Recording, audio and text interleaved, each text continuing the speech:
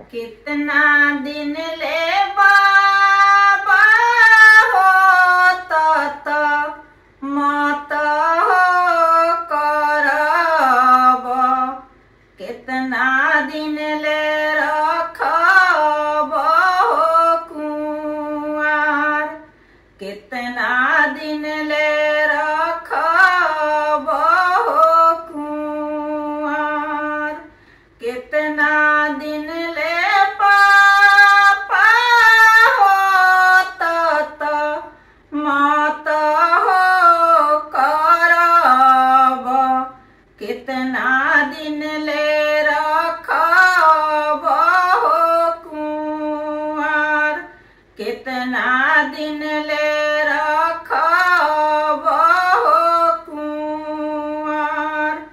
6 महीनवा के बेटी तत मत हो करब, बरिस दिन रखब हो कुंवार, बरिस दिन रखब हो कुंवार।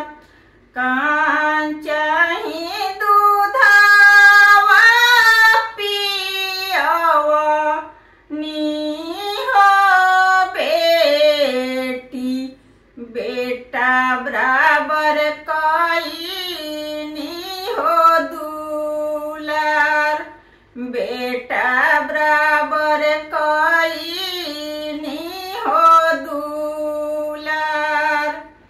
दूधवा के लिखा नहीं दिह लूहो बेटी, चली भैलू सुंदर बर के साथ, चली भैलू सुंदर बर के साथ।